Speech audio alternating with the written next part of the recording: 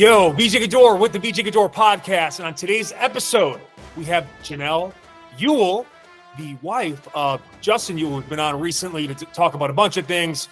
You know him as a business marketing sales expert, but he runs the Transformation Club in Minnesota with his beautiful wife, Janell, who is a gut and hormone specialist. We got a great lineup today. We're going to talk about essentially how hormones govern fat loss and what you can do about it, especially for an aging population, men and women. Now, Janell has a specialty with perimenopausal women. This is a more male-dominated audience, but she's going to talk about how you can support your wife or your partner during some of these challenges that come with aging, beyond the fact that we're going to touch on male menopause. This is the real thing, guys, in terms of dealing with reductions in testosterone and, gaining fat where you don't want to have it, losing the muscle that you had when you were young, how it affects your metabolism. So this would be a great episode, and we're going to talk about gut health. Gut, they call it almost the second brain in terms of what I've heard, and we have an expert here in terms of, what you can do with your diet to help get a better gut. I know lately, what's interesting too, before I bring in Janell, I used to hate kombucha. The first time I tried it, I hated it.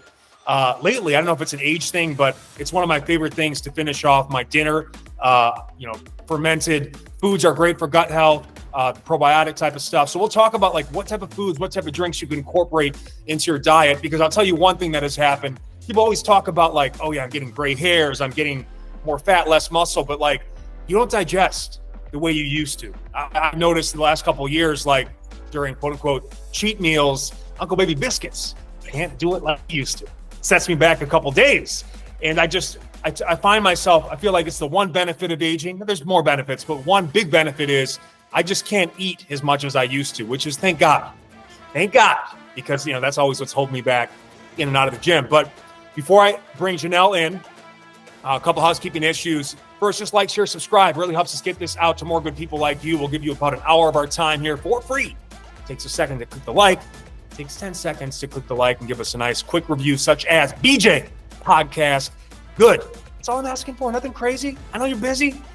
Second thing, all my gear, hoodies, tank tops, shorts, joggers, go to sleevessoldseparately.com. If you don't want to ever support the content or, my programs at thedailybj.com, get our gear. That helps as well. Sleevessoldseparately.com. And finally, get a free 7-day trial to access all of my workouts, past and present, 1,000 plus, ad-free. Now, anything you see here on YouTube, Uncle Baby puts ads all over it, okay? Because this is a business. People simply forget, this guy, it's a business.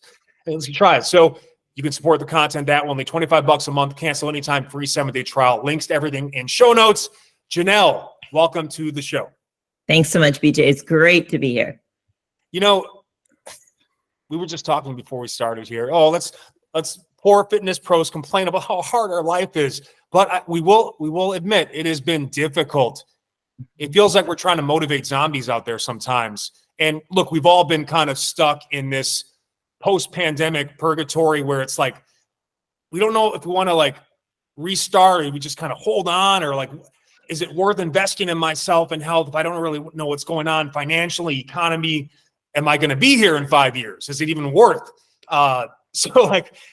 What, you're a fit pro and you're dealing with this at the time of recording this as well. This is the big time of year where people are potentially interested in making a change, and then we have to wait again until next year. So what are your thoughts? What are you seeing there, year over year? You've been in this a long time.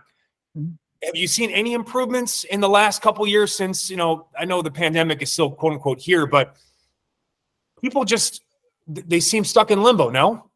Yeah, no, that's exactly what I'm experiencing. And I think this comes from a lot of different places. And, I'm a gut and hormone specialist, and part of hormones is your nervous system regulation. And so if we think about, what we all have experienced collectively with the pandemic, and a piece of the pandemic that I think people don't necessarily aren't aware of is it was very, for lack of better terms, it was very unexpected. We went from living our lives one way one day to the next day living our lives in a completely different way. Feeling like the way that I describe it personally is I felt like my rug was pulled out from underneath me. overnight.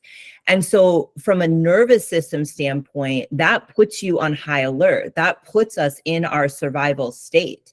And so when we're constantly living from that survival state, a whole lot of things are happening. And I think one of the things that very much affected is our motivation. Now, I'm sure you and I are on the same page around the fact that motivation is a myth and you don't have motivation, you create motivation.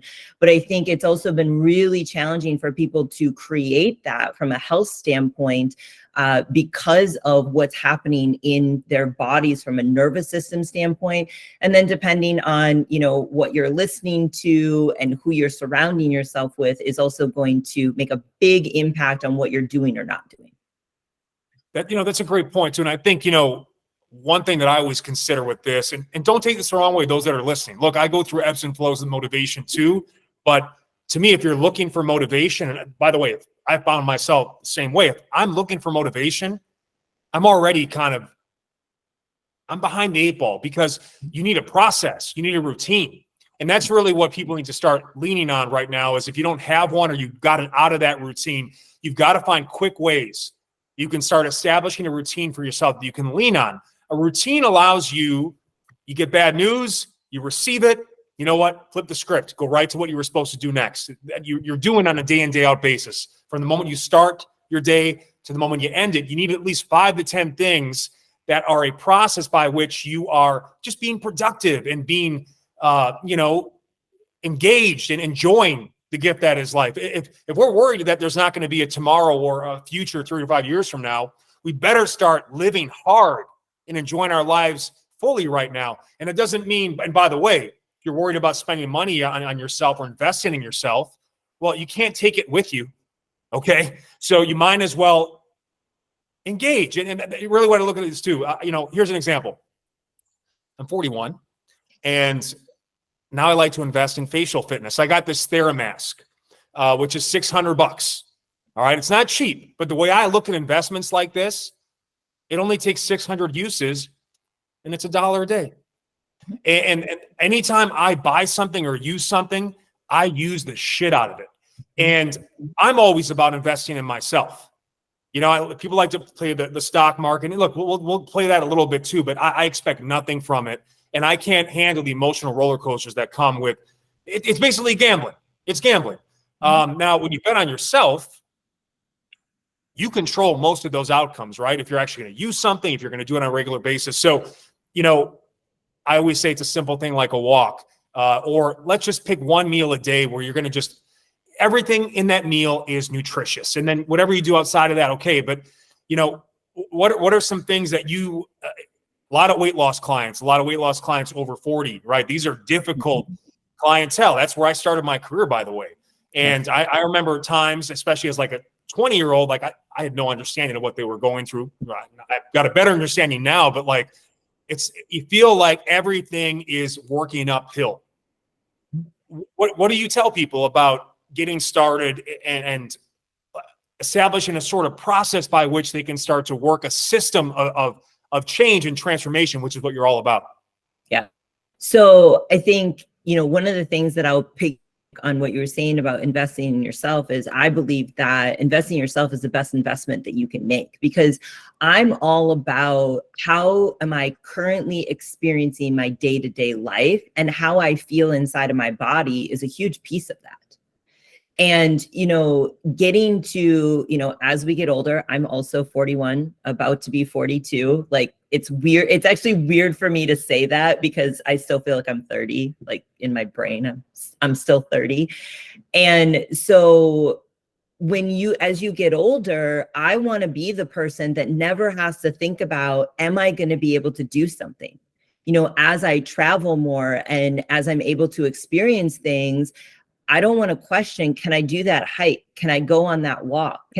Can I physically do these things? And I think that these are people that when they get to their later 50s, 60s, and early 70s, like people start to ask that question. And that's never a question that I want to have to ask myself. And by the way, too, and again, you can always make changes in your life. But again, we talk about climbing uphill. You're climbing a much steeper hill in your 50s than you are in your 40s. Yeah. And every decade, the hill just gets a little bit steeper. So you have to, and I've had conversations with family too in the past. And again, family doesn't listen, but I'm just trying to tell you, like, I love you. And this is like the last opportunity where you can actually make some changes in your life that can really help you before things get too rough, where you get a joint replaced, where now you're on multiple medications, and again, people look at, investing in myself, it has to be money. No, a simple investment in yourself is going on a short 10, 15-minute walk. Mm-hmm. You're in that walk, especially if it's done daily, has a compounding effect on your mind, your body, your soul, your energy levels. And these are not big investments, and you don't have to worry about a 1 or 2 hour daily workout in the beginning. Maybe that's how you want to start, but I can tell you right now, there's no way you'll sustain that. No one sustains that.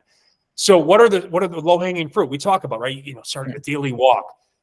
Don't worry about cutting things out, but let's go additive with your diet, right? Just make sure there's a good lean protein source. Get as much fruit and vegetable on the plate as possible. If you're going to go with a starch, maybe at least have walked. Can you get a walk in so you can use that energy in some way?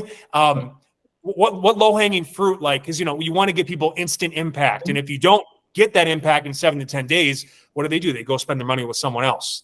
Right. Online, offline. This is the thing. So what are some quick hitters that are like simple, easy, but impactful to kind of get people kind of hooked into the process? So hydration, electrolytes and hydration. I will tell you, electrolytes have changed my life, changed how I feel, changed the amount of headaches that I experience, changed my energy levels, recovery, and people just are not hydrated. And that's going to lead to more food cravings. It's going to lead to brain fog. It's going to lead to low energy. It's going to negatively impact your digestion, a whole host of things. And, when we talk about electrolytes and we talk about sodium, everybody fears salt. And sodium is so important for your adrenal glands. And when we think about the ages of, 40, the 40s, the 50s, the 60s, you mentioned family and aging family. And this is, I work with a lot of clients that they are dealing with aging parents at the same time that they're dealing with kids that are young adults, and they're sandwiched in between. And so there's a lot of stress at that time. And so your adrenals are your glands that are secreting stress hormone, cortisol, which I'm sure we'll get into. And sodium is so important for that. So drinking enough water, getting electrolytes in. Two other things, and one, I think I'm going to kind of go with the things that people aren't maybe thinking about, because you hit on a lot of people know they need to eat fruits and vegetables. People know that they need to eat protein. So the second one I'd say is sleep. Sleep's going to set you up for everything. If you are, staying up until midnight watching Netflix and not getting to bed, it's going to be really challenging when that alarm goes off if you have the intention of working out. It's not going to happen. I'll do it later. I'll do it tomorrow. I'll start on Monday. The tape just keeps repeating itself. And sleep is going to be really important for your digestion. It's really important for your hormones. It's really important for your brain actually goes through a detoxification when you sleep. And so, if we think about brain health, affecting your brain long term, I think that that's something that a lot of people are becoming aware of, because they're watching people that they love go through, challenges like dementia and Alzheimer's, and it's not fun.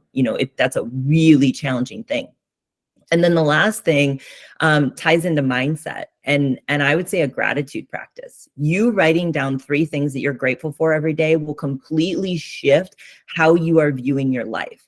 And I think what keeps people stuck and not taking action is a lot of what their self-talk is, and a lot of what their mindset is, and a lot of what they're focusing on in the world. There's so many great things there. One thing, and again, historically, and maybe this has kind of changed because of the pandemic, but it was said to be, he's in a bubble. You live in a bubble. That's a bad thing. But I think we now live in a world that is so toxic, and everything needs to be led with negativity because it gets more engagement, it gets more ears, eyeballs, all that stuff. And the cynicism and all this stuff, lack of trust in institutions, each other. And honestly, I I feel like at this stage, you have to create for yourself a bubble of positivity. Now, we all have to step outside the bubble to do things, go to the grocery store, interact with people outside of our homes, business, whatever. And you're going to deal with negativity in those situations, but as best you can in your home and the places that you are most commonly finding yourself, you've got to create for yourself a bubble of positivity. A lot of people are stuck right now in a negative feedback loop. The world sucks, can't trust anyone, don't have enough money, the economy blows, all this stuff. And then just all these elements compound and reinforce themselves. And now everything, you see this, people are just, there's always been trolls, but now there are super trolls, so what I mean by also this bubble of positivity, it's like all the actions you're doing in the bubble, they all go towards one direction, which means you healthier, more wealthier, happier, right? These are the three things you want to keep pushing forward. So what does that mean, right? It means checking off a couple boxes for your business or for your career, checking off a couple boxes for your personal physical health, right? The mind can't do anything without the body and vice versa. And do you want to be spending all this money later in life with pills and surgeries and all this stuff? No one wants to do that. If we have a few days left here, do you want to be limping around in pain, or do you want to be climbing hills and seeing beautiful landscapes, right? So that's a big part of this bubble. You literally have to create for yourself your own world. And there's nothing wrong with it.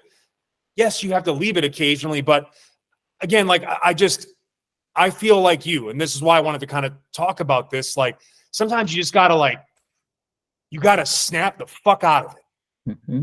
You gotta just ask yourself, how is it that, all the stuff that I've been through in my life, do I want to be living below my max potential? Or do I want to actually just say, you know what, this is going to happen. This is going to happen. In my bubble, I control what's happening. And that's where I personally, as someone who went through some mental health problems during the pandemic, as someone who runs, it tends to be positive, except when interacting with other people, because their negativity really affects me. Again, you have to make that decision for yourself. But before people are like, God, shut up, bubble boy. Okay. There's other point you made as well regarding, obviously hydration, right? In the desert, this is where I really had an understanding of hydration, because sometimes you got to be put in situations where you have no choice. And then my wife had a kidney stone, which a big part of that was lack of hydration. And then I saw how much pain she was in. I'm like, my hydration already was good. And now it's at a whole new level, because I do not want to ever deal with that, right? But you feel instantly when I'm dehydrated, the joints feel crispy. They just feels like they don't bend, and they're just more painful than they would be otherwise. You see how it affects your skin when you wake up in the morning. Some mornings I look good. If I don't have a good hydration, I look like my face looks like a catcher's mitt, right? So one thing about getting older is you instantly feel like when you're young, you can be dehydrated for weeks and not really notice sometimes, right? But as you get older, you get more in tune with your body. You listen, right? And if your skin looks parched and your joints feel just tight or achy, you're probably dehydrated, right? Sleep is one of those things where we're like, how am I going to sleep when I have all this work to do and I have all these kids to take care of? What is the answer to that? What do you tell people? Because that's always the excuse. I don't have time to get enough sleep or anything else like that. What do you tell people that struggle to get sleep? Well, in experience, people are not, after 9 and 10 p.m., it's not that they're working. It's not that they're taking care of kids. It's that they're on their phones or watching television. I mean, let's be real. That's what people are doing. And so you've got to have the conversation of you got to get off the screens. You got to stop doom scrolling. You've got to have an evening routine in place, because, part of the reason why you're tired all day long is because you're watching Netflix until midnight, and this is the thing around social media and things like Netflix, is they have figured out how to get us addicted. And so, the next episode on Netflix literally comes on just like that. You have literally a second to make the decision to stop or to keep going. Like if you think back to when we were growing up and we were watching TV shows, we had to wait an entire week for the next episode. People would lose their minds if they had to do that in today's world. Exactly, right? It is a microwave instant gratification society. Again, the cliffhangers. I mean, every night it happens to me, like, we're especially watching a series or show, the cliffhangers end each episode to make you want to watch the next. And again, the times in my life when I've been least productive, just like you talked about, I'm watching that extra episode before bed, and I'm pushing my sleep routine back an hour, and losing that hour, especially as you get older, it's a cycle that sets you. So again, that hill, we're already all climbing a hill. Now, this is a grade that I prefer over this. At this age, I like a lower grade. I can still push myself during a workout and go to this level, but I like to live around here. I don't want to be flat, but occasionally it's fun to have a little bit of a easier life, right? But we're all living here right now in this stage. So we're all working on a grade. It's a higher grade than it used to be.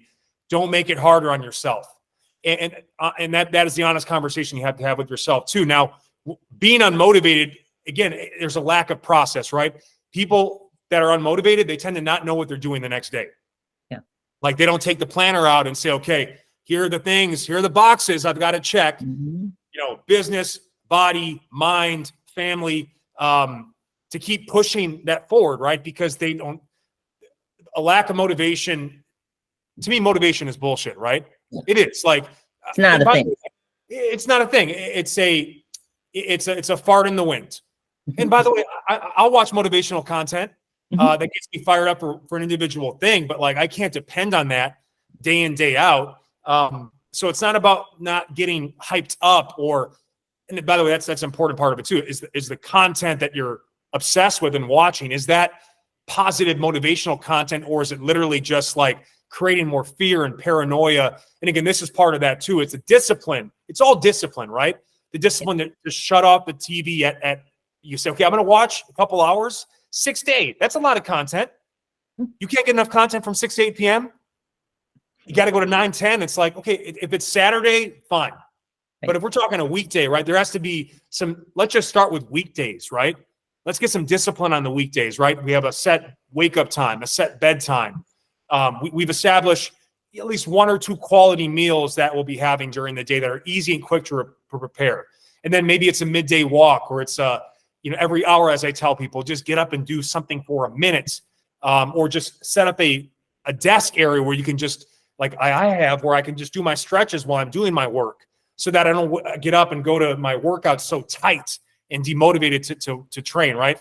So let's move to, obviously people are always coming to you for weight loss. And first of all, like, congratulations on still being in this business, because weight loss is it's so stupid.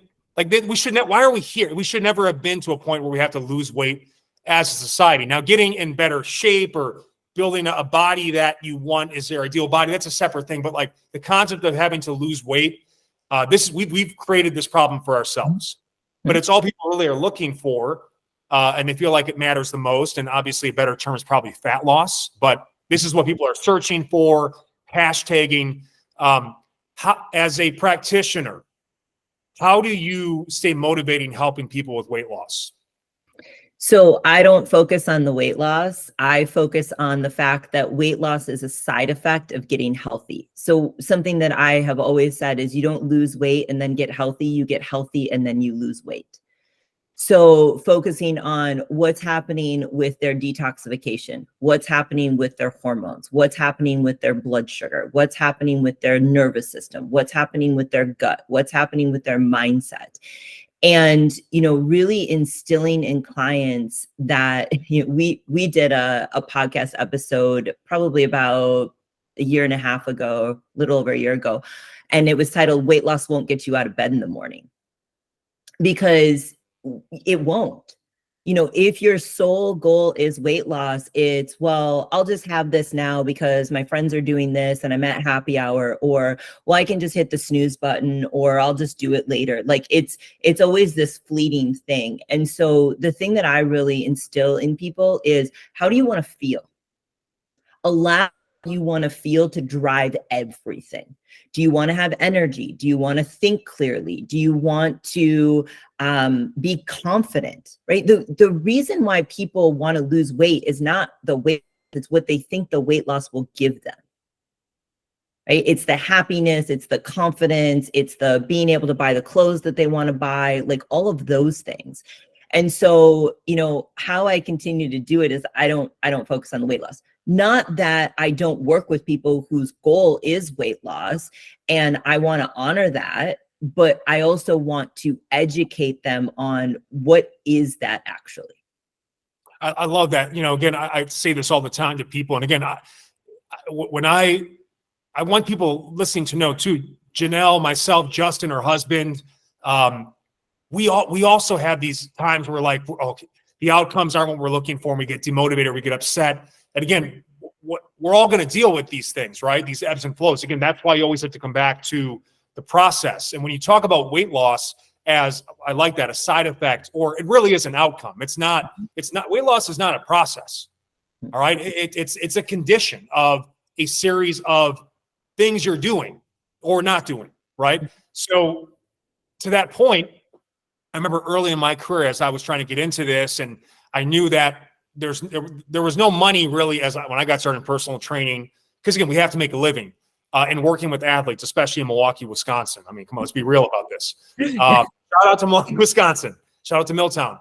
But it was weight loss. And as I started to really research and get, diet, supplementation, all that stuff, a doctor said it was so simply stated that hormones govern weight loss or fat loss. So what people know about cortisol, testosterone, but like, what are the hormones that we have to be most worried about in terms of how we can impact them through natural processes of diet, exercise, lifestyle, that are basically, again, like we can talk about climbing uphill, right? If you're not getting any sleep and you're starving yourself and you're over exercising, you think your efforts can overcome the cascade of hormonal effects, and it's just not the case. In fact, you are actually most likely making it much harder on yourself and more likely to stop, quit, and get caught in the yo-yo cycle that the health and fitness industry just loves, because they make so much money off of you starting and stopping every year.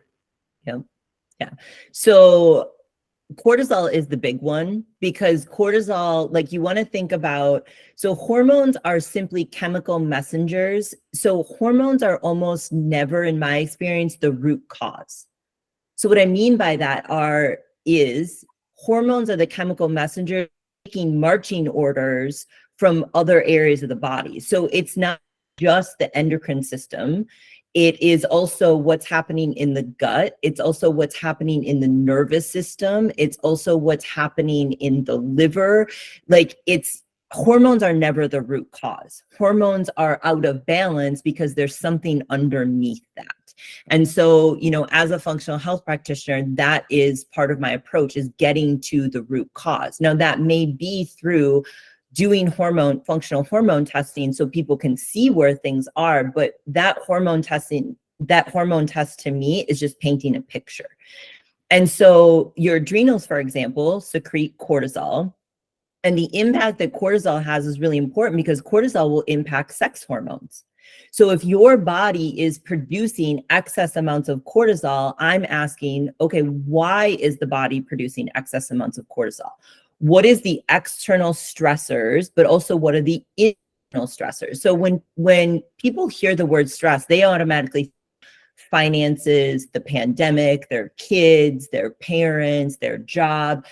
You also have to think about what is internally stressing the body. If you've got gut pathogens, if your liver isn't detoxing properly, if your nervous system is dysregulated all the time, like, that's internal stress. And so your body's going to also secrete cortisol in response to that. And then cortisol has this effect on something called DHEA. DHEA is an anti-aging hormone. It's a precursor hormone to your sex hormones. And so, yes, women are going to experience shifts in their hormones when they get to their late 30s and into their 40s, as they're in this, mostly decade is usually about the time frame of perimenopause. But and this is why perimenopause for some people is so challenging is because their cortisol was already dysregulated, and now it's just that's showing up in their sex hormones. It's showing up in the fact that they don't have any testosterone, they've lost their sex drive, etc. And so if we go back to cortisol, your body is doing exactly what it thinks it needs to do in response to something. And sometimes that something is actually what's happening in the psyche. So I always tell people, if you have too much cortisol or not enough cortisol, your body doesn't care about losing weight. It doesn't care about having sex. It doesn't care about any of that stuff. Its sole job is trying to keep you alive. Because so many women create such an adversarial, negative relationship with their body, where it's like, well, my body, it's a constant fight with my body, or my body is broken, or, it's like my body never does what I want it to do. And you can't change the thing that you have an adversarial relationship with. And so you have to really ask the question of like, okay, what is this telling me? Symptoms are just your body's way of communicating with you. You just have to listen, right? It's the only way your body can get your attention. So, the bloating or the hot flashes or the headaches or the weight, it's simply a symptom getting your attention of what is going on in your nutrition, what's going on in your movement, what's going on in your lifestyle that needs to be addressed. And then, I work with a ton of women and also some guys who have thyroid dysfunction. They have Hashimoto's, or they have hypothyroidism. Hyper sometimes will show up. That's a little less common.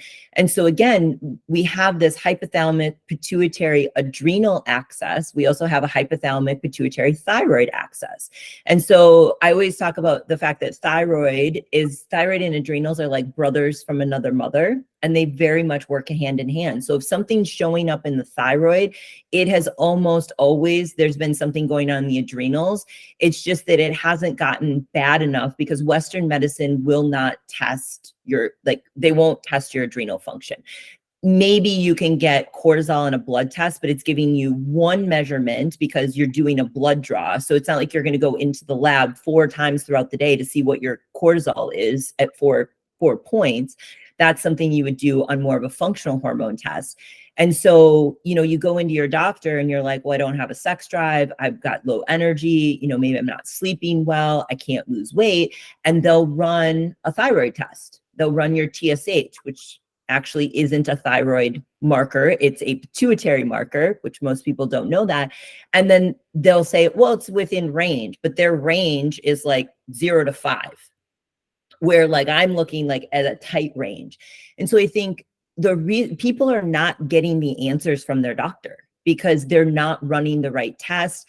And then it gets to the point where it's like, then your TSH is too high and you're in the disease range, and then you have a medication. But in my experience, a lot of people still don't feel great on the medication. It may help a little bit, but it doesn't solve the problem.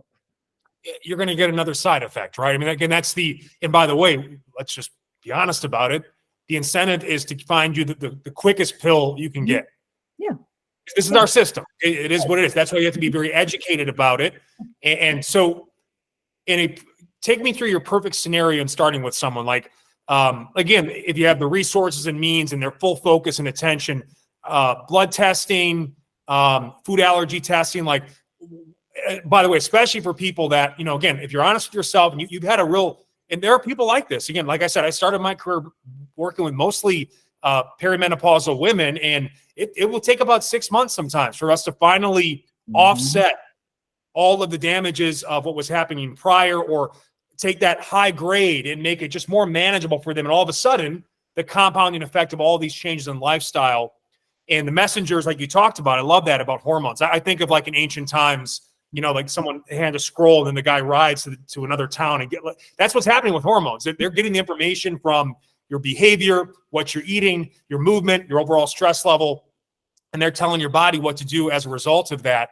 And so when you're starting so far behind the 8 ball, and then you mentioned too, like not focusing on weight loss, because weight loss is a side effect, but getting some measurables so that maybe in 2 months in, like maybe you're not seeing a lot of changes, but you're seeing, okay, at least my blood glucose levels are in a better place, or, my overall hormone levels are trending now finally in the right direction, or at least they've stopped trending in the wrong direction, right? So take me through like ideal scenario. What is the first 14 days look like in terms of some initial testing, and just an initial kind of tracking so you can kind of get going in the right direction? Yeah, so I have a list of blood markers that I love to see. And so this is where I want to use the system, right? If someone has insurance, that they can go to their doctor and their doctor is open to do all of these tests. And there are certain markers that I will ask for. And a lot of times my clients are getting pushback from their doctors because they're like, well, you don't need to know this number. I'm like, but I'm not looking at things from a disease standpoint. I'm looking at things from an optimal health standpoint. And I think that's what people need to really recognize about our system, is that our system is not set up to make you healthy. It's set up so to just put a Band-Aid on a symptom and treat disease is really how it's set up. But if we can use that system to at least get the test, then they can send that back to me and I can look at that from a functional standpoint. And then, I really believe, especially, when you hit your late 30s and on, and I'll be honest, some practitioners would argue with me on this, but I think measuring hormones in a functional way. So I do something called a dried urine test for comprehensive hormones. So it's an at-home test. It looks at cortisol throughout the day. It looks at how much cortisol your body's producing. It looks at how much cortisol you have available. It does look at your sex hormones, and it more importantly looks at how you're metabolizing those sex hormones. And so the reason why some practitioners will argue, well, like, why are you testing hormones in a perimenopausal woman? Because we know that they're fluctuating. My response back is, I can interpret that test knowing that they're fluctuating, but there's so much more value from a cortisol standpoint, because cortisol is telling us what's happening from a stress standpoint, and also from a how you're metabolizing those hormones, because that will direct me on more individual diet, rest, exercise, stress reduction, and supplementation recommendations. And then, really where I want to start with people, like from a foundational level, is, can you walk, right? Walking is walking and strength training, most underrated forms of exercise, right? Like, but walking, huge. Can you get up and move throughout the day? Can you hydrate? Can you eat protein at every meal? Like, that's where I'm really starting with people, because so many women, and this is where women differ so much from men, in the sense that so many women are like, they come to me like, well, I did keto and I'm doing intermittent fasting. And I'm like, ugh, right? Like, you're wrecking your hormones. Now, can intermittent fasting be really beneficial for women at certain times? Sure. And I think for women, it has also been a way for them to just continue to eat less, because they've shrunk the window of when they're eating.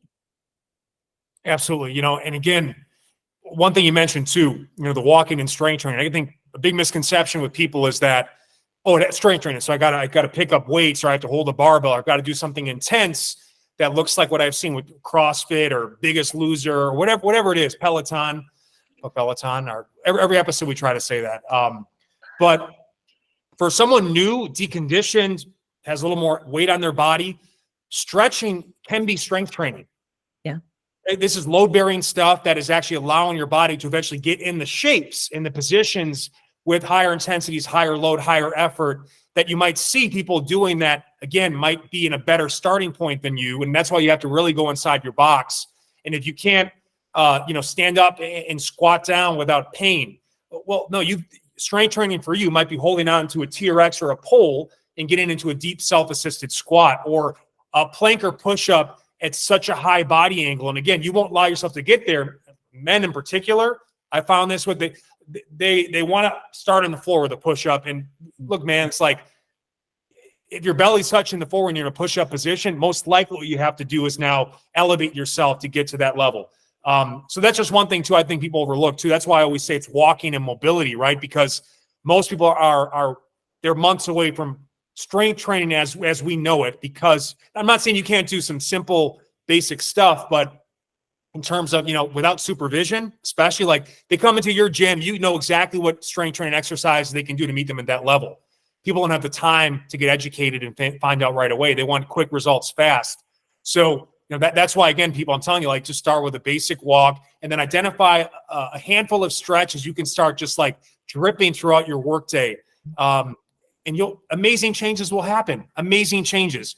Now, we talked about perimenopausal women. Obviously, we have a bigger male audience, but in terms of the women listening, but also the men or women dealing with or living with people that are dealing with these issues. How do we support them? Like, again, it's the classic thing is let me give my wife a gym membership, and sometimes that could be taken a type of way. But what can we do as men to support our significant other in dealing with these issues? Because again, it is tough, and men will never fully appreciate. What is the stat? Men have 10 times more resting testosterone than women in most cases. We're going to be able to burn fat and build muscle at rates most women will never be able to dream of, even if we're not like gifted men, right? So what can we do to be supportive? And then women that are kind of entering this stage, what is the mindset? Because again, it's a lot of it too. It's not that we're fighting for what we were in our 20s. Not realistic. Not that we can't make improvements. Not that we can't even potentially. This is supposed to be, by the way, our prime years. Earning, lifestyle, everything else. So, but unfortunately, there are some things that are slower or that just make it harder. So that's a can of worms. But I'm going to throw it to you because you're a pro.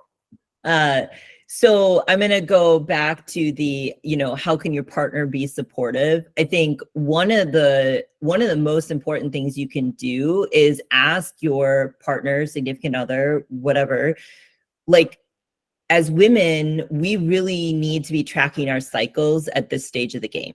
And so understanding when they're in different phases of their cycle. And this is where I think that women especially, but then also men, there's service on, no one ever taught me I had 4 phases of my cycle, right? Like nobody ever taught me that my energy was going to be different at the beginning of my cycle and it was going to be at the end of the cycle, and that maybe I should tailor my movement and I should, look at what my calendar and what the expectation of is me at that point in my cycle. Like women, if you work with your cycle, it can be one of the most beautiful things in the world because you're actually working with the fluctuations of your hormones versus working against them.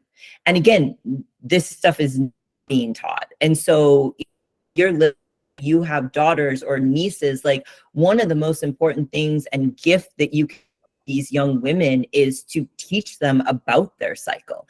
And I think part of the reason that this isn't being taught, and even the whole perimenopause, because perimenopause is basically reverse puberty, it's now starting to be talked about, but this whole thing has just been very taboo, and it's like, oh, we just don't talk about that.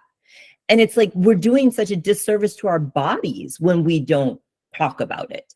And so, understanding where she's at in her cycle, like my husband knows, and he's like, oh, okay, I'm not gonna ask her to do certain things, make sure that I'm, I'm extra kind and my dishes go back where they need to be, because hormone fluctuations are a real thing. And again, ladies, that doesn't mean that you get to just, do whatever you want and, not be kind to the people in your life.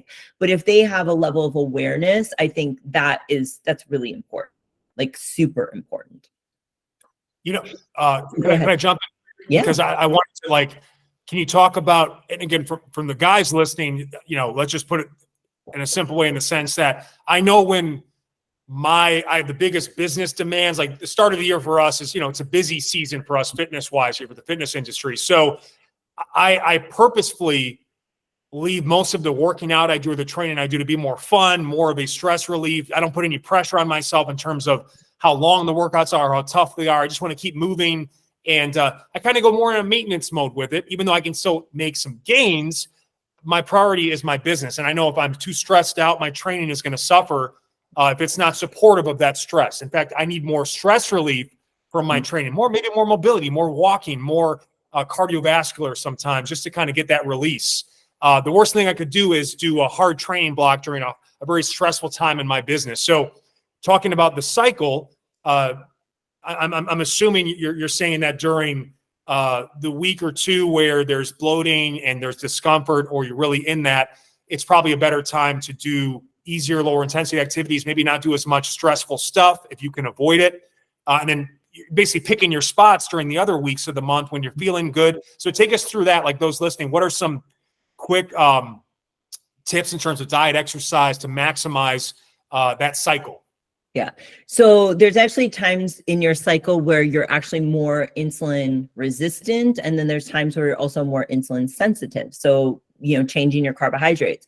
So if we think about day one is the first day that you bleed, and that's your menstruation phase. And so during that time, that's a really great opportunity for a woman to go inward and be introspective and kind of slow down. And if I can manipulate my schedule, I'm really kind of, dialing back my schedule. I'm doing more walking during that time from a workout standpoint. I'm doing more yoga, like that kind of stuff. I'll still lift weights, but I will probably just dial back the intensity. And I'm for sure not doing long distance cardio or, high intensity interval training, stuff like that. Nutrition standpoint, there's also times where you want to support your digestion. So a lot of women experience massive changes in their digestion around their cycle because of the hormone fluctuations. So, it can vacillate what they're experiencing digestive wise. And so, doing a lot of warming foods, a lot of cooked foods, and not doing a lot of raw vegetables and stuff like that, because that's going to be much harder to digest. You go into your follicular phase, and your phase is estrogen is rising. And those are the month where you're I can do anything. And this may be a time where, I'll work more during that time because I have more energy. I'm more creative during that time. This is also where, if I'm going for a PR, which I don't really do that much, but if I am, that's where I'm going to go for a PR. That's where I'm going to push more. It's where I'm going to lift heavier, where I'm going to do more intense cardio. Most of my cardio is walking, but sometimes I'll sprinkle some stuff. That's also going to be when your body is more insulin sensitive. And so you can handle a little bit more carbohydrates potentially. So a lot of women come to me and they're like, I feel like I look at a carb and I gain weight, right? Well, this is, if you're working with your cycle, this is where you can also get away with eating more raw foods. You can get away with things that are a little bit harder to digest. And then you move into ovulation, and that's kind of that's actually the main event. Everybody thinks that your bleed is the main event. No, ovulation is that's the main event. And it changes as women move into perimenopause because they may be having anovulatory cycles. I see this a lot when I'm testing people. They're still having a bleed, but they're actually not ovulating. And so therefore progesterone is tanked out. They, experience a lot more anxiety. They're really irritable. They can sleep is not great. That is a clear sign that progesterone is lacking. And so then you move into your luteal phase. And when you get to that late luteal phase, probably the few days leading up to your actual bleed, that's where, you're probably dialing things back. This is where you're a little bit more insulin resistant. So, and this is where the food cravings come on, right? You want the chocolate, you want the all that kind of stuff. And you really want to pay attention to what can I give my body to ward off those cravings, because I know that I'm a little bit more insulin resistant right now. And it's, I'm still eating carbohydrates. I'm just dialing them back a little. And so that, I will tailor my workouts more to kind of slow down. And if you really, ladies, if you really listen to your body, just like you're doing, BJ, on an intuitive level, that more stressful workouts, that's just going to compound more stress. And I think that this is where people have such the mentality of always more is better and harder is better. And that's not going to get you the results. There were a couple of things I wanted to unpack there. One, when you're getting those cravings, right? My wife talks about it all the time. Yeah. Are you during that time more insulin sensitive or more insulin resistant? More insulin resistant. So it's actually like, it's almost like a sinister thing, isn't it? Like you're getting cravings when your body is less likely to tolerate those carbohydrates normal. So it's almost like a discipline you have to have. And by the way, I've heard women say this where like they're making progress, and then every month it's a particular week where they just, the slippery slope just takes over, and they can't manage those cravings. And again, every craving has almost an exponential effect or a compounding effect in a way it didn't in the previous weeks of that month or that cycle. So what do you tell people in terms of managing those cravings? Well, I think one is, this is where there are some very key supplemental support that women need at potentially certain times in their cycle. And I'm a firm believer of supplements are exactly that, because I think that in the functional health space, there's some practitioners, and there's some stuff going on around, like, we'll just supplement a crappy lifestyle, or we'll just out supplement it. It doesn't work that way. You can't adaptogen your way out of things. And so, but I think targeted supplement, especially, for women, is really important. And magnesium is a big one. You're going to crave a ton of chocolate if you're deficient in magnesium. And most people in general are deficient in magnesium because it's depleted by stress. That's also where I think a really quality B complex can be really, really important, because that's going to help with energy. And then it's also looking at, I think what women are trying to do is they're trying to show up as the same woman every single day of the month. And you're not, based on what's happening with your hormones. So you're just trying to push through, you're trying to keep going, you're trying to do all the things, when really your cravings would actually subside if you just slowed down and you gave yourself some rest and you really listened to, like, what is it that I need right now? Because a lot of times you're reaching for the food to give you some kind of feeling, when really your body's just trying to tell you, like, hey, do the things that have to get done today, ask for some help. I think that's a huge one for women. Like, I know for me, like, I have a really hard time asking for help. And I've had to learn almost the hard way to ask for help, because my body is like, nope, we're not doing this.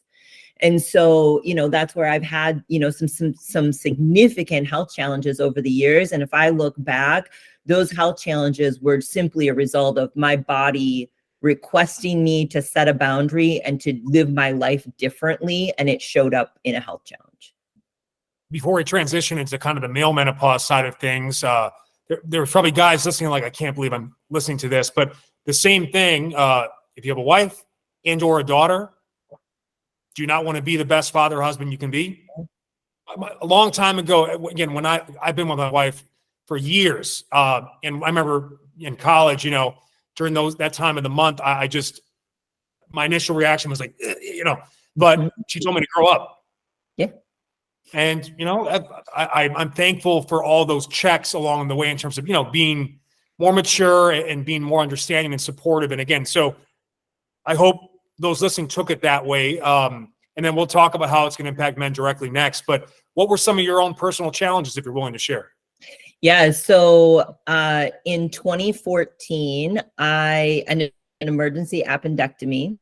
So I had my appendix out. And then 3 months later, I ended up flat on my back for 12 days with influenza that turned into pneumonia. And then fast forward to beginning of 2016, right around this time, it was actually mid-January, I woke up one Sunday with kind of like red, speckled, itchy stuff all over my chest. And by probably 2 weeks later, it had spread all the way down my arms, my stomach. It was impacting my sleep. It was a rash, hives, eczema type experience. So first, and by the way, this and I've seen it recently with my wife she's dealing with some hives.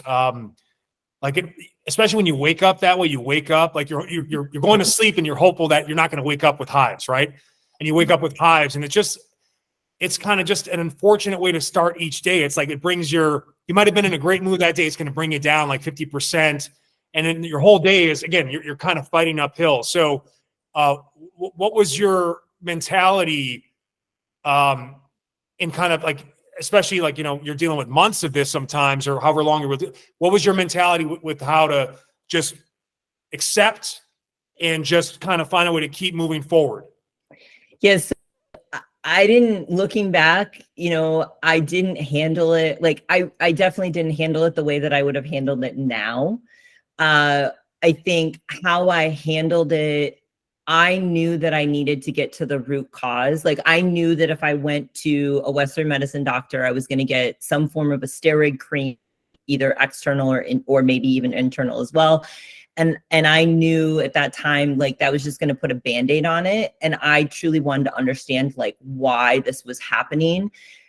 And the way it persisted for longer than I think it probably needed to, because at that time I was of the mentality of, oh my gosh, I got to fix this. I got to figure this out. Like it was a place of, because to your point, it's miserable. Like it was waking me up at night. I would wake up and just scratching. Nothing was taking the itching away. I would sit in the bathtub, soaking in baking soda for like an hour before bed, because it was like the only thing that would calm down. Like, and at the time, I'm also running a fitness business. I don't want to I'm wearing long sleeves. I don't want to work out because like that may trigger it. Like, and I very much resisted the whole thing. I approached it very much from a physical standpoint. I healed my gut. That was really my first real experience with like, oh my gosh, my gut is everything. Like it is affecting so many things in my body. And because that was the appendectomy and the antibiotics and the pneumonia was just a setup. And I also had, some significant emotional challenges come up in frame too. I wasn't looking at that as a part of the puzzle. So, definitely got to the root cause, and by healing my gut and going through a process of purging pathogens and reseeding my gut and all the things that I do with all my one-on-one clients, there was a resolution. And yet I look back and I was like, there was so much more to that than I was really focused on. It's again, but by the way, like this is the thing, here's the mentality that I would kind of look at with stuff like this too. And big struggles in my life, right, that put me on this track, right? Growing up fat, all the injuries, like in the moment, it's like, this is hell. Yeah. Years later, that weakness can become a strength with your ability to add, learn from it, add wisdom, pass it along to other people so that they have a shorter duration of time to deal with that and/or can overcome it. And obviously it set you on a track now where you're helping so many people because it's become a passion for you. So, and again, it's tough in the moment when you literally are seeing these bumps on your body and it's affecting your sleep, and it's telling those messengers we talked about earlier that it's throwing them off, right? Because of these types of effects, it's a storm. And again, the mindset is just like when you're in a tough workout or you're going through a tough challenge at work, you have to be the eye in the storm. A lot of that can help in terms of a breath practice. And I tell people all the time, just simple breath practice, learn the box breath. I have videos on it. You can Google it to learn how to do it quickly. It's a 1 to 2 minute thing that can help you shift out of that fight or flight state where your cortisol is starting to lead. And you become more emotional and reactive to things, and you make bad decisions, and you can really hurt yourself, and your mood can be a negative to others around you. So I'll ask there as well, what are some tips to a significant other, spouse, partner? How can they help you manage a health crisis like this? Like, what are you looking for in your partner during that time? I think looking for them to be like the grounded, stable one, right? Like I remember like when I was losing my mind, men want to go to the fix it, and that wasn't necessarily what I needed. I needed someone to listen, for me to just be able to vent. And honestly, the best question you can ask is, how can I support you? And I think as women, we're kind of taken back when someone asks us that, because we very much are the people that support everybody else. And so when we're asked that question, it actually can be really challenging to answer. Like the first time someone asked me that question, it was actually a coach I was working with, and I didn't know how to answer it. And so, but that gives you practice of understanding what you actually need. And so again, going back to something I said earlier, like when you're having symptoms, whether they're hormone related, whether they're gut related, whether they're mental health related, it is communication to get your attention. And so asking those deeper questions of like, what is off in my life? What is off in how I am living? And, you know, you talked about this when we started the whole weight loss conversation of like, how do we even get to the place where like we need to have this conversation, or that this is, you know, I don't even know how many, you know, billions of dollars this industry is at this point. It's because we're living our life in a way that we weren't meant to. That's 100% the case. And again, you know, bridging, we're going to finish on gut health, but the perimenopausal conversation goes right into the male menopausal conversation. And I'll first say again, this is where I can actually speak from direct experience. I remember being young and like just dreading being my current age, because I thought like, there's no way I can get my dick up, because it's all I heard around me, right? And when I turned 41 recently, I got a message from a friend, what's it like to be 41? And without being like too graphic, I said like, my dick has never been harder. It's like counterintuitive, but what has changed? I've gotten older. This should be not the case, right? But I was so stressed out in my 20s. I wasn't getting enough sleep. I was over exercising. I was binging and starving and cycling that on my diet. I had no breath control or breath practice. As a result, it's not only that you're not necessarily motivated to have sex, but when you would, it's only filling up to 80% of what it should be, right? These are all things that no one talks about. Like, you think women don't have conversations about this, men? This is just like, and by the way, all I get hit with all day long are Hims commercials. Because the first thing we want to do, we want to take a pill for our dick. But the reality is, sex drive, fat loss, muscle gain, they all work in the same direction. So that's why I tell people all the time, like you could say, how am I feeling? No, how's your sex drive? If you've got a good sex drive as a man, by the way, that's the one reason we're here. That's why it's so important for men to get a hold on this, because when our sex drive is messed up, we don't feel like men. We don't have vitality. We are moody. We don't have as much energy. Our confidence goes down. It's a big reason, like when that's going well, almost everything in life seems to go well for us. And when it's not, it's the opposite. So, and I can just tell you too, when we talk about this sympathetic versus parasympathetic state, when I have a lot of caffeine in my system, when I'm in a real work mode, you know, that's the last thing I can expect is to go from 6 to midnight. But when I'm rested, when I'm happy, so they say parasympathetic, which is the rest, recover, digest. It should also be the procreate. Yeah. They should add on to it, because for us to get in, and I think it's the same for women in some cases, but especially for men, if you're really stressed out, you're going to have likely performance anxiety. You're going to have a big part of it too is focus too. We think focus is just for work or exercise or skill, or no, if you're so constantly distracted, you can't focus in on the moment. It's going to affect your ability to get either A, an erection, or B, one that is capable of going through a wall, right? So let's talk about this male menopause concept. And again, I'm telling you right now, like learning something like the box breath and also timing. You talked about timing, right? Maybe it's a good idea as you get older too, this is just what has to happen. You almost have to kind of schedule these things, especially if you run your own business. You want to schedule it on a low stress, relaxing day where you can spend time together and then build up to the moment, not try to force it in or squeeze it in highly stressful situations. So how did we get into being Dr. Ruth? But these are important conversations, right? Because don't tell me your fitness program is going well if your sex drive is suffering. Because again, as a man, that's biologically, that's why we're here. Yeah. So, I mean, testosterone's a big thing, right? And testosterone is affected if you're not strength training, your testosterone is going to be affected. Now, there is, like you talked about, there's going to be a natural decline as you get older. It's just, I think that men are experiencing a decline because of their style behaviors, their new lifestyle. So massively impacted by, are you consistently strength training? Do you have, a fitness program that includes lifting weights? The other thing is sugar, like processed carbohydrates, that's going to impact insulin, and insulin's going to negatively impact testosterone.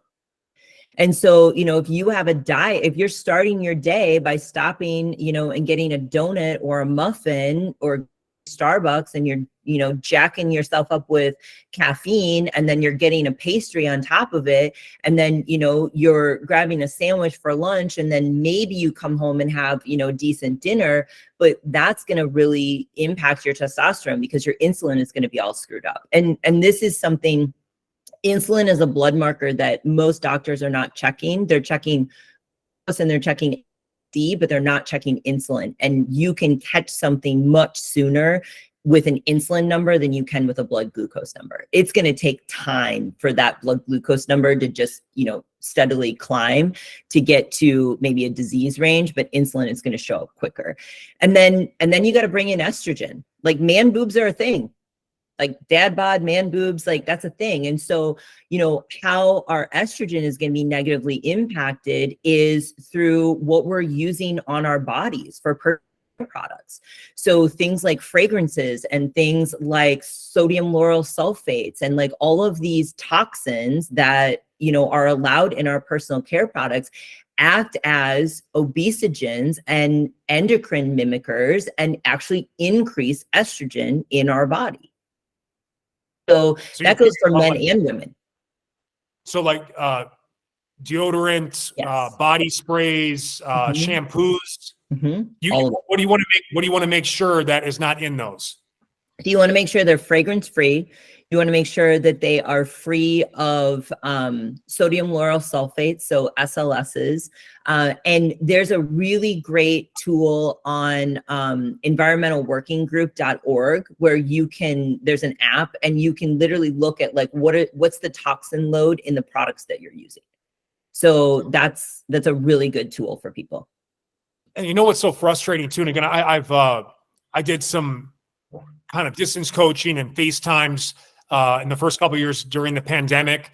So I was working with people more closely and directly than I had since I stopped personal training back in the day in Milwaukee, and had happened to deal with a good amount of men over 40, particularly like late 40s, early 50s, where their friends are getting TRT, testosterone replacement therapy, and they're feeling like the pull of having to go that route because they're not happy with they don't have enough muscle in their minds or as much muscle as their friend now who's taking testosterone. And again, like if you have a distinct medical problem or a real testosterone discrepancy where your medical professional says it might make sense to replace what isn't there because it's so off, right? That's a different story. Mm-hmm. But when we're talking about like taking this stuff to, find the fountain of youth, when in reality, we are supposed to, as men, have a gradual natural testosterone decline. And maybe we don't even know the impacts of what it's going to be to have a higher testosterone for years on than we were supposed to normally have, and how that might impact our golden years. We don't know. This is stuff that is unresearched, and we're really just guessing now, but we're so in the moment that, no, I need to get my testosterone up. Why not? I should just replace it. What do you tell?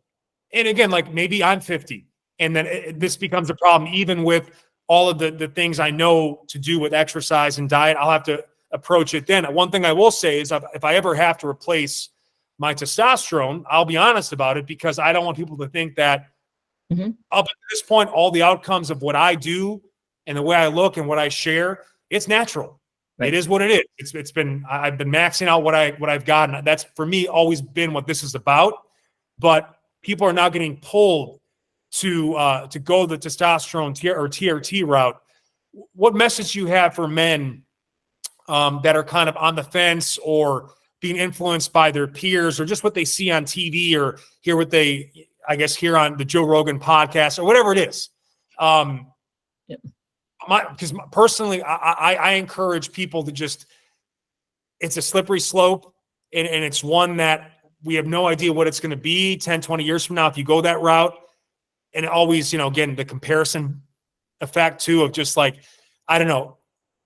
I'm all about going as natural for as long as you can, but obviously I'm sure you've dealt with men that had this problem.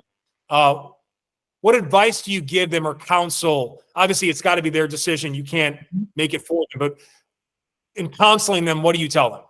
Like, you got to get the foundations first, right? Like, you can't, again, it's just like, you can't take a supplement or take a medication and think that that is going to be, the magic thing. And unfortunately, we live in an Amazon Prime world, and it has changed our brain. And whether it's a man or a woman at something to potentially improve their health, they're seeing like, well, I can just take this injection or this thing, and then I don't actually have to do the other things. And that's not the case, because you're not going to get the optimal benefit of anything if you don't have foundations in place.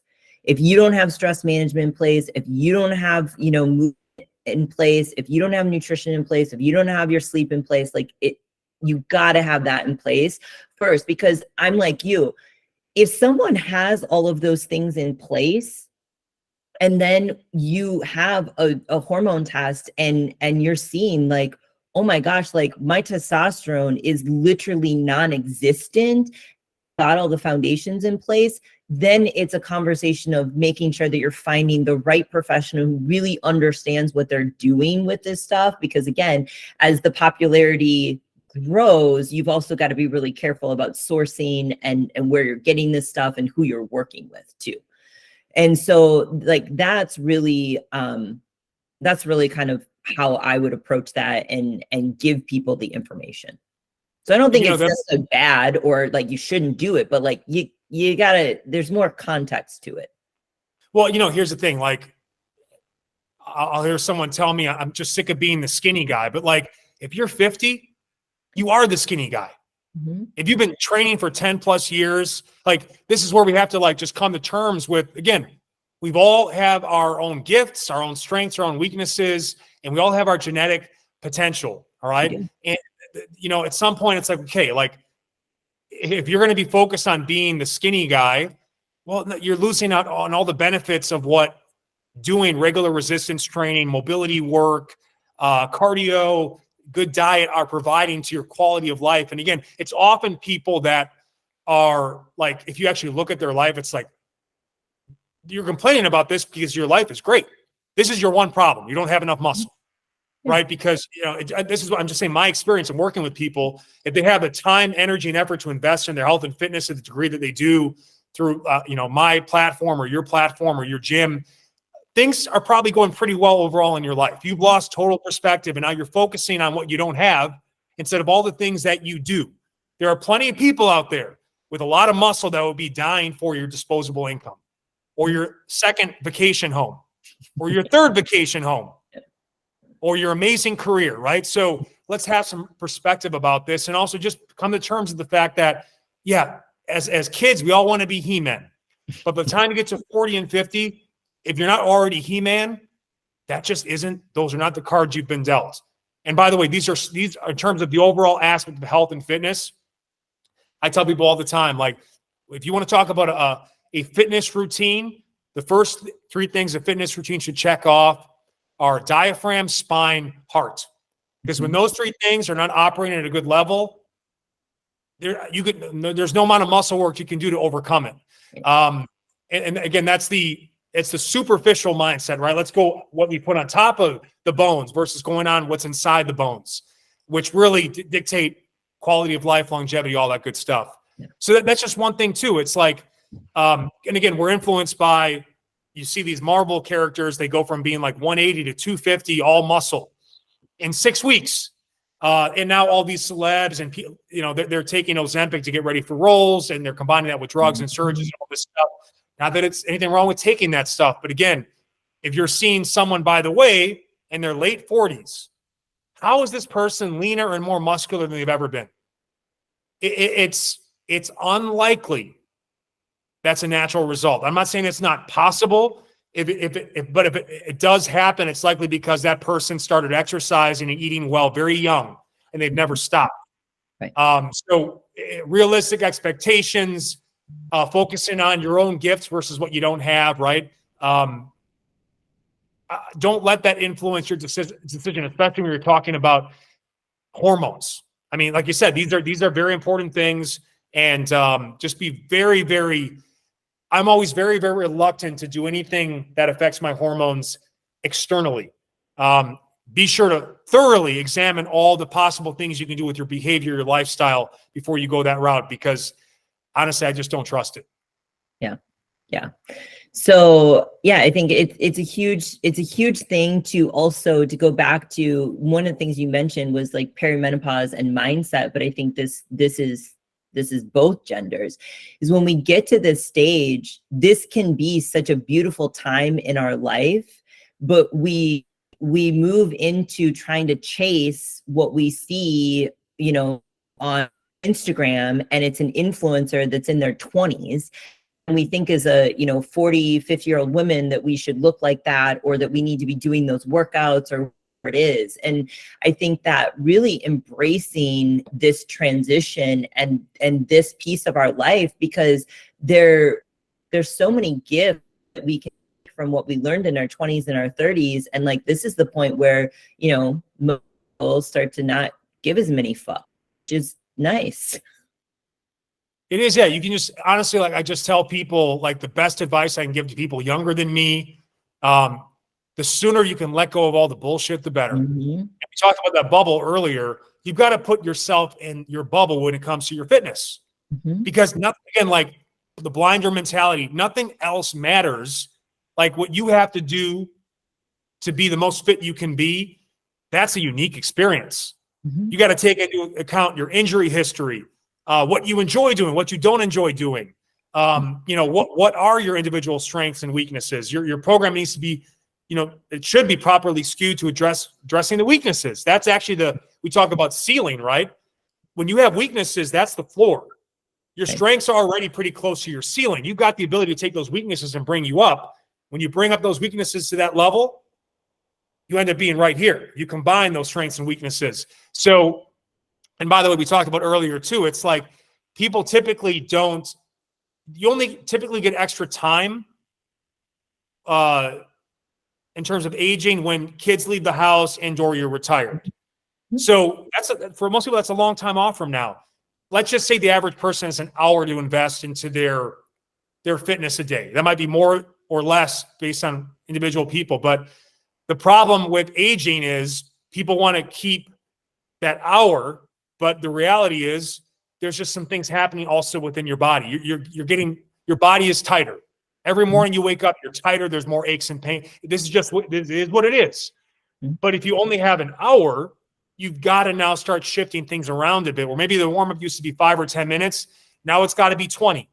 Unfortunately, that means 10 minutes less of strength training, right? Or maybe now you have to actually add a cool down and do some foam rolling or some other breath work to kind of get yourself out of that fight or flight high engaged state and go to work.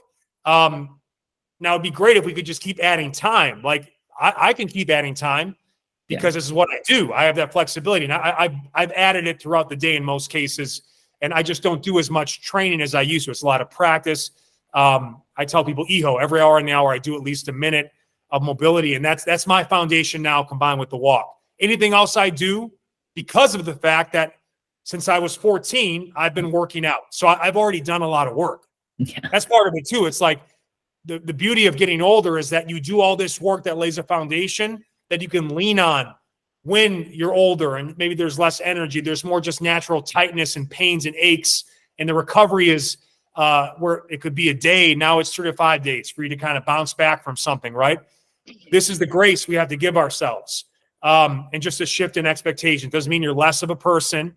It just means that this is what it is. Let's finish off with gut. Okay. Now, people, I guess, where do we start with the gut? Like, what are some people know about fermented foods, kombuchas, kimchi, those types of things you can add to your diet to help with digestion. But what like if someone is like, I guess, how do you know if you're digestively fucked right now?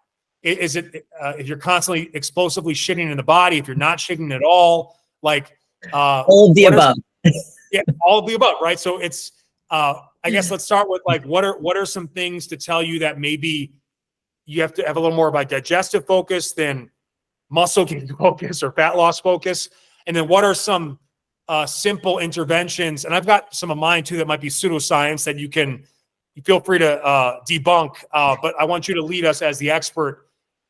So how do you know if you're digestively off? And then what can we do, simple, quick, effective things to start offsetting that or moving in the other direction? So how do you know if you're digestively off? So there's a difference to me in digestion and gut health. So I'm going to kind of talk both, right? So if you are constantly bloated, you wake up bloated, or maybe you wake up and your stomach looks completely different from when the time you wake up till the time that you go to bed. So like you bloated throughout the day. If you have acid reflux, you have like, you feel like food's coming up, you go to sleep and all of a sudden it's like, oh, I got heartburn, constipation, diarrhea, vacillating between the two. Like, it is not normal to have 1 to 3 movements a day that are formed. Like, if you are not pooping every single day, you are absorbing toxins back up into your body, which is not a thing. Other things that people don't think about in relationship to, well, one more thing on digestion. So a lot of people that I work with come to me and they're already eating a most diet. Like most people that I'm working with one-on-one, it's not I'm eating a standard American diet. It's I've actually tried all the things and I still don't feel as I can, and I still have some nagging symptoms. So that's typically the person that I'm working with. And so they're coming to me and they're saying, I'm eating the protein, I'm eating the whole foods, and I'm still not losing the weight, or I'm still not putting on the muscle. There's a difference between, are you eating the things and are you digesting and actually assimilating the things? So that's a huge thing. And as you get older, your capacity to digest things, especially like protein, actually decreases. And so, I love the fact that there's this huge movement around everybody eating more protein, especially women. And yet no one's necessarily talking about, can you actually digest the protein that you're eating? Because if you can't use it to build muscle, then you're not doing anything with it. So that's a huge piece of it. And then things that are related to your gut health, like symptoms that people don't really think about: headaches, hormonal symptoms. So either things like endometriosis, really heavy periods, or things like hot flashes, like more what people would typically think of as like causal symptoms, depression, anxiety. Your gut is your second brain. Your gut is where most of your serotonin is made. Sleep issues, joint pain, hair, skin, like I talked about, right, with the rash. So really, like most any symptom come back to the gut in some way, shape, or form. Thyroid. So most people don't know this, but you have something called T4, which is what your thyroid secretes as far as a hormone. T3 is your active metabolic form of thyroid. So a lot of, women, especially, they are cold all the time, hands and feet, their hair is falling out, they're not pooping, they're constipated, they have weight loss resistance, and everybody automatically thinks of thyroid. Well, part of what you have to consider is, are you actually converting your thyroid into something that is metabolically active? Well, that conversion mostly happens in your liver and in your gut. So if there's other things going on in your gut, then you're not making that conversion. And what's interesting too, there's a pain epidemic. We all know this. We see it. All the latest content out there about, painkillers and the whole opiate stuff. But also just like, some people can't get through the day without braces or patches or icy hot or naproxen or Advil, whatever it is. But, essentially, if your gut is off and it's creating systemic inflammation, it could also be causing joint pain. And if you are 100%. prone to, or you have arthritis, or you've got wear and tear in your joints, as most of us do as we get older. Again, it's just now your diet and your gut is taking that grade, right? As we get older, we climb higher hills, more steeper grades. And now you're just putting it. This is insurmountable to some people, right? To most of us. So, beyond actual things to the food, like couple of things I tell people, and that I know for myself too. Anytime I don't do these things, I can just tell my digestion is off. And again, I've noticed too, my body used to burn through foods at an incredible rate. I'm still pretty amazed with what I can do and get away with sometimes, but I can tell things are just a bit slower. Some things I've done, basically what I tell people is, or just, again, this is what's worked for me, and then tell me if you agree, disagree, or what you can add to it. I love to apply heat to my stomach post, especially a solid meal. A shake, something I can quickly digest, no problem. But like whether it's a hot tub or a bath, or I have those Hyper Ice. I have it right here. Mm-hmm. It's got like it's a wearable vibrating heating pad. I literally put it on my belly, and I can literally feel like how much faster the digestion is happening than would otherwise. So I find heat and vibration is really helpful. I also think the worst thing you can do after you eat is lay down. It's not intense exercise, but like a nice walk with the family post-exercise, digestion walk, or some light stretching, just something that kind of, because again, one thing people talk about, I need help with my blood sugar. Well, movement is what helps our body with blood sugar, and your blood sugar spikes after a meal. So one of the best things you do is just, put that energy to use. I'm not saying you have to sweat your ass off like G.I. Joe, G.I. Jane, but just, that's why for me, the ultimate thing is I go in either hot tub or bath, and especially if I'm in the hot tub, where I can do some stretching. Not everybody has that ability to do it, but everybody can walk with their family after a meal and make it a family ritual for health, longevity.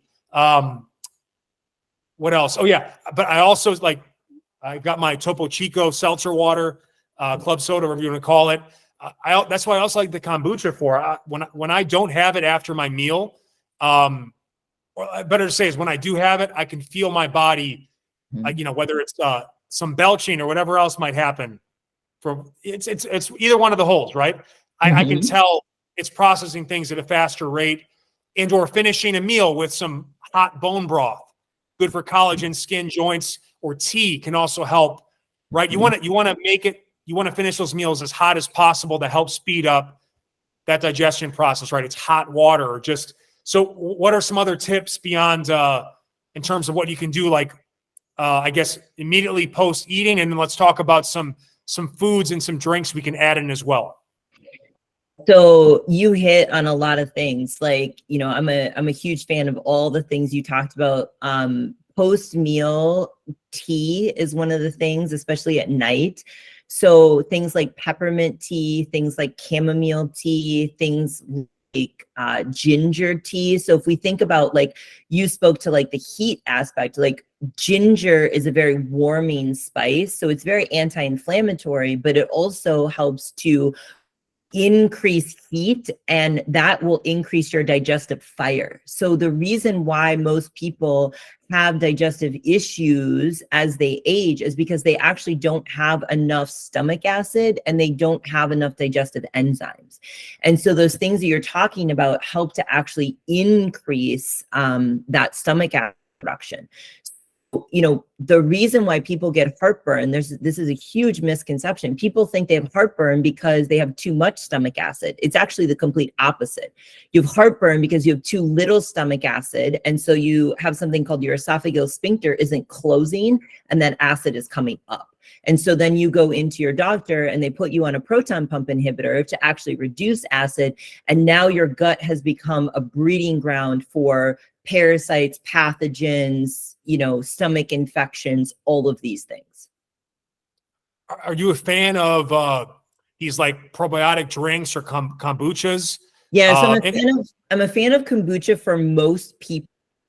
Now, the thing with any kind of fermented foods, and this is where you've got to try this out. So some people do great with kombucha. And yet there are some people that I work with, depending on what's going on with them, fermented things are higher in histamine. And so that histamine can create, like, for example, histamine and estrogen are very tied together for women. And so, that can create things like rashes, that can create things like headaches, like, it can create allergy responses in the body. So, it really depends on the person. But yeah, I mean, Justin will tell you that I have a complete addiction to kombucha. What's your go-to brand? So I actually really like, it's HUM, and it's actually like, I'm not doing a whole third like that, but it's a really low sugar brand that you can order online. You can't find it in the grocery store. In the grocery store, I'm a fan of GT Synergy. They have some really good stuff.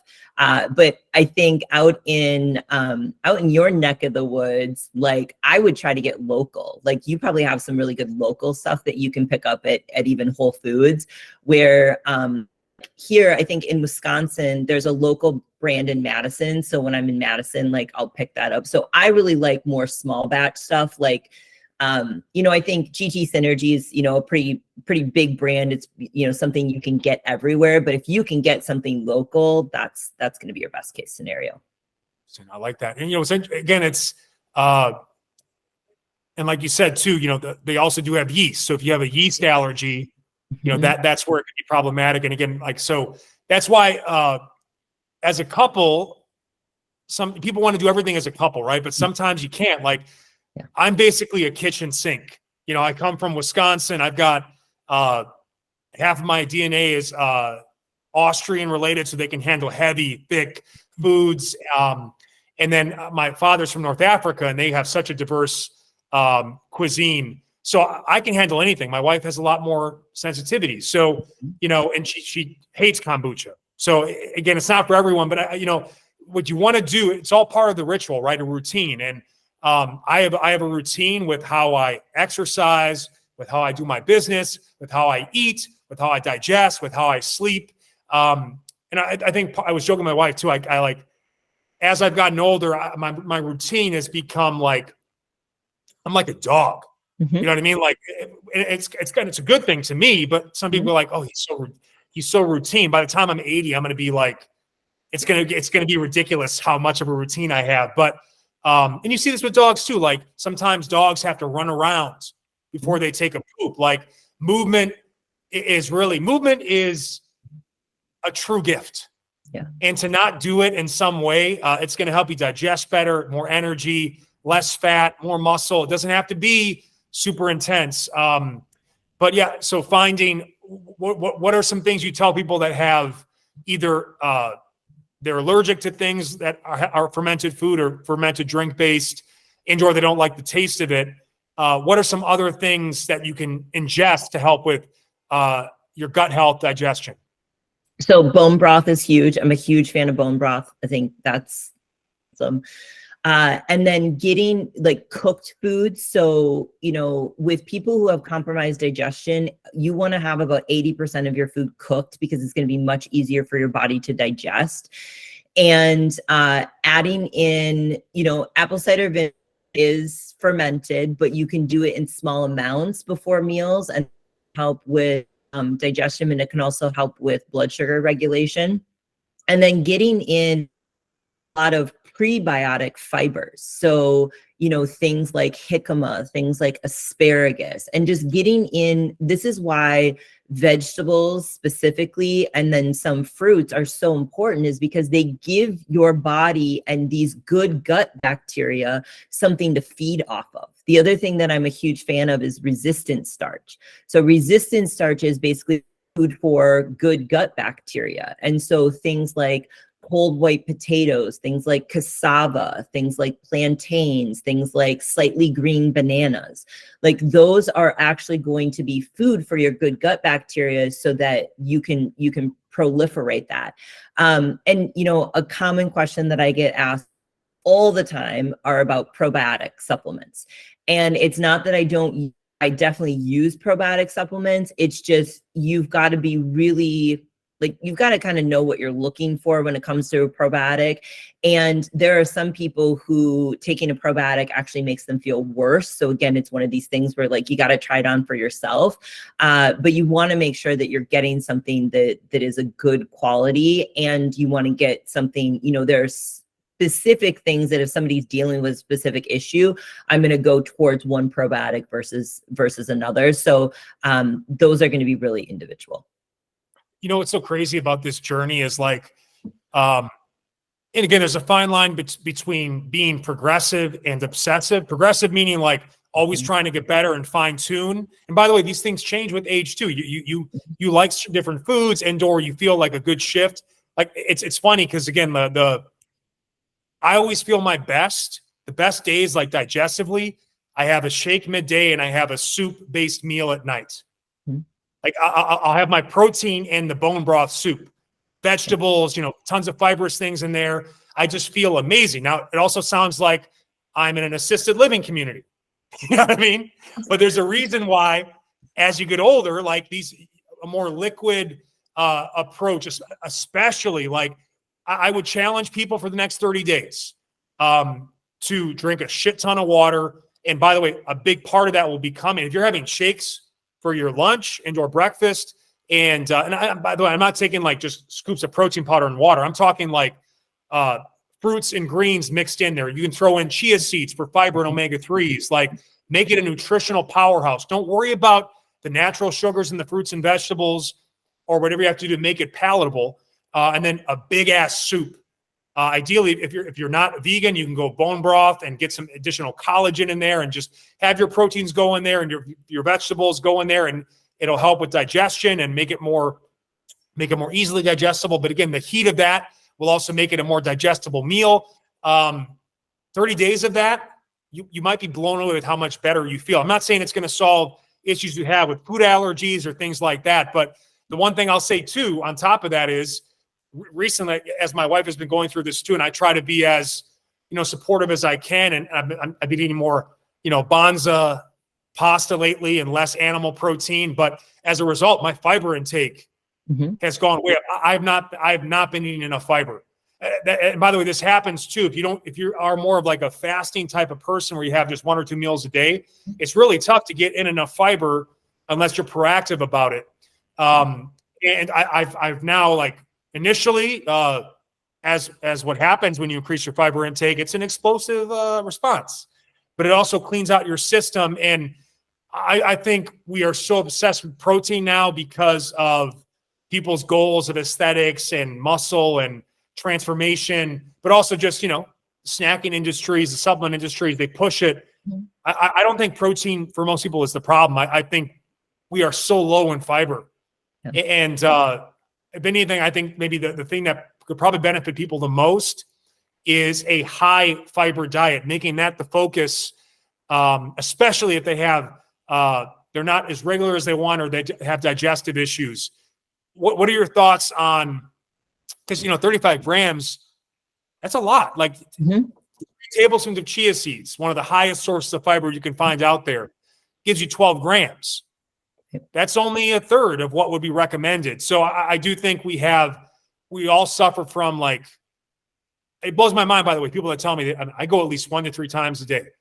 I can't remember the last time I didn't go in a day. Like, this must have been like when I was a child. But even then, I don't think that was happening. Actually, the one time I was constipated was after a surgery, and it only lasted 12 hours. So if you're not, like, going at least, do you believe multiple times a day is kind of the gold standard? Yeah. I mean, if you're having one complete bowel movement a day, like there's different, levels of constipation, right? Like, but for sure, if you're not going once a day and you're having a good bowel movement where you feel fully evacuated, that you're for sure constipated. And then I guess the elephant in the room too is, so what if it's like one explosive and then one clean? Then you probably there's something going on, right? So like, it might be a food that, like, for example, coffee. If I have morning coffee, it's going to guarantee in most cases that possibly the first one that's coming through is going to be a pure evacuation, and it's also a diuretic. Yep. So this is where it's like, do you get a food allergy test? And then do you want to know, because it might mean that you have to like not eat something you really enjoy or drink something that's been a part of your life for a long time. Where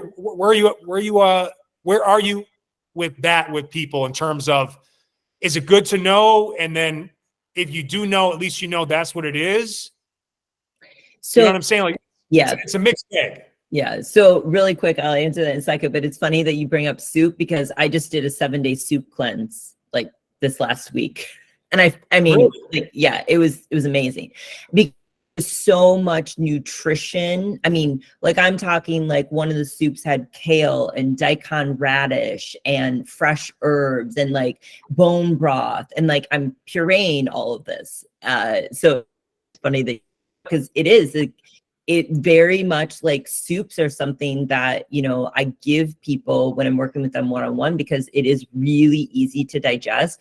And also like not as much for you, but for us here in the Midwest, like, and this has been a very mild winter, but like you're supposed to eat within season. And, you know, you don't want to be eating tons of cold food when it's cold outside because that's just going to throw off your digestion, your energy, etc. So to go back to food sensitivity testing. So that's actually not the first place that I start with people. And here's why. I think there's a lot of other foundational things you can do first to really like optimize digestion and, you know, see what's going on, because the reality is there's different types of food sensitivity testing. So there's something called IgG antibody testing. And so IgE antibody testing is like you have an anaphylactic response. So like I'm allergic to shellfish or I'm allergic to peanuts and like my throat's going to swell. Like it's anaphylactic. Whereas IgG is that sensitivity. So meaning like I eat that food and then my body is creating inflammation. Now, somebody gets a food sensitivity test back and they're sensitive to a whole host of foods. I've seen that actually put people into what I would consider more of an orthorexic state, because now they're like, I got to cut out all these foods. What do I eat? And the stress of that actually is not great and can actually keep them from healing and exacerbate their symptoms. And then, you know, I've had people come to me and they're eating 9 foods and they have such a fear of food. And that's not, to me, that's not a healthy place to be either. So, you know, do I work with people on a elimination protocol? Yeah, because we got to get rid of certain things that are going to create, you know, a response in the body. The reality is, when you heal the leaky gut, what most people find is they can eat foods that they weren't able to eat before without it causing a certain response. So, for example, for me, like, I mean, I grew up in Wisconsin too. I grew up on a dairy farm, right? Like, I remember my mom taking the pitcher and like dipping it into the milk tank. And like, that's the milk we drank. I mean, it was thick with cream, enzymes floating into it. Like, that's actually a food. What you buy in the grocery store is not, that's just processed, right? So, but I avoided dairy for years because it created acne. You know, I would have a skin response, or I would, you know, like my digestion would be off. Once I healed my gut, I can now add in small amounts of dairy and I don't get the same response. So again, like the food sensitivity is not the root cause. So let's get underneath that and go, let's heal the gut completely. And then you don't have to worry about, oh, I got to cut out this food, I got to cut out that food, all those things, because a lot of times that can be more overwhelming to people. Most men are basically living from one explosive shit next. Oh, so, I know, my husband was one of them. So, you know, we'll end on this this note. What is it like beyond it being potentially just an uncomfortable thing, or just like something you might be embarrassed about, especially with bathroom acoustics, which don't really help anyone. The classic thing is like, the worst thing that can happen to someone, in my opinion, is like share a hotel room and then one bathroom, right? No amount of candles or noise can offset. But like, what does it mean? Like, if you're okay with the explosive shit, like some people like to get cleaned out, is it necessarily a bad thing? Like, what is it? And I know it's case by case, right? But what is an explosive shit, especially ones that are regular, really mean? Like, it means that there's something going on in your gut, right? There's something that your body is reacting to. And also, if we go back to that nervous system standpoint, there's definitely some stress that is going on too, because if your body, if your body isn't digesting things and you're having explosive poops, whether it's diarrhea or just explosive, like there is something happening. And when we go back to the gut, like it could be 10, 20, 30, 40 years from now before something manifests, but something's going to show up. Like it's going to show up eventually. And most of the time you're eating some kind of inflammatory food. So whether that is dairy for some people, whether that's gluten for some people, whether that is, those are the big ones, whether it's sugar, right? Sugar, like sugar type things, but then there's also probably dairy, like ice cream or pastries, gluten, that kind of stuff, that's happening. So, and when you can get your digestion right, there's also probably something else going on too, that if you're really honest, it's not just the explosive shits, there's something else too. Do you think, we mentioned the coffee, because remember Justin told me that it was like, for him, it was coffee and he had to cut coffee out. Yeah. Now you got people listening that are like, that's their drug of choice. Mm-hmm. You know what I mean? Like, so what do you tell? So is coffee a big one? And then like, what do you do? Because, for some people, like I can speak from personal experience. I suspect that the biggest cause of what explosive shits on my end is likely coffee. Because again, I don't have anything in the morning besides coffee and water. And then quickly what follows is sometimes an event. Okay. Mm-hmm. But I do feel good when I'm done. But it also gives me, in terms of the way I structure my day, which is I try to get as much done as possible before noon. I get a focus and energy and pace about me, and caffeine's a big part of that. But then in the afternoon, the last thing I want is caffeine, because I'm trying to now wind down, what do you tell people when it comes to that? So I think there is some really great coffee alternatives that you could do instead that have things like dandelion and burdock and adaptogens in them. So one of my favorites is Raza. They have some really, really great.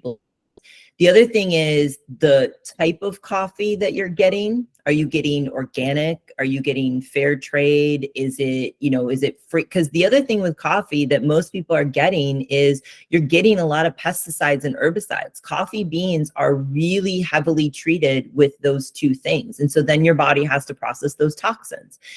And then the last thing would be, so I would be curious, if you had coffee after you ate something, would you have the same experience? So typically, I am not a fan of having coffee first thing in the morning on an empty stomach, because that's going to impact your stomach acid.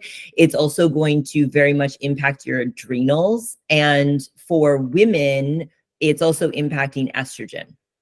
And so when we talk about estrogen dominance or what's going on with hormones, and so I typically, if someone's going to, have coffee, I'm a fan of have it, 10 in the morning or so after you've eaten something, so that it's not the first thing that's going in your body. Interesting. So you've given us 2 hours of your time. Thank you so much for this. And by the way, Janell's going to tell us where you can learn more about her and what she's got going on, website, social, etc. I'll put that in the show notes. But I also just want to say on her behalf, I've known that we met a long time ago. These two people, what I've seen them do, like Justin and Janell with their business, the number of people they've impacted. You go to their website, you'll see the number of people that they've transformed. Truly, it's a business based around transformation. It's not a business about shortcuts. They're excellent coaches. There are good fitness pros and there are great coaches, and there are both, and they definitely fit the latter. So please check them out. And she shared with us today a wealth of knowledge. Janell, where can they learn more about you guys? Yeah, so the best place is our website is thetransformationlife.fitness, and that's kind of our overarching brand. That will point you to our podcast, which is the Transformation Show. So we have 250 episodes of amazing content. And then on the socials, my personal Instagram, that's where I prefer to hang out versus Facebook, is Janell, JANELL.Yule, YULE. Again, I'll drop those in the show notes. And I just wonder how many, I guess the average guy listening might have had 2 explosive shits during this 2-hour episode. It's like 1 an hour for some guys. Again, you ever been in a locker room? It's a scary place to be for a guy. It's I think it's particularly, is it worse for men than women? Yeah, I think women just hold it in. Like, I think we just hold it in. That sounds like hell. Yeah, right. I think that's worse. Well, thank you so much for your time, guys. A simple like, share, subscribe means a lot. Again, if you can give us a 5-star rating, that takes a second. We gave you 2 hours. I feel like that's a good exchange. All right. Meet us less than halfway, I would say. And then if you can give a rating, BJ Podcast Good. Again, I asked for 3 words. That takes 10 seconds of your time. If you're on YouTube listening, like, share, subscribe. You can feel free to drop a comment as well. We appreciate your time, guys. And Janell, thank you so much. I learned a lot. I know they did. And we hope to have you back at some point too. Thanks so much, BJ. Appreciate it.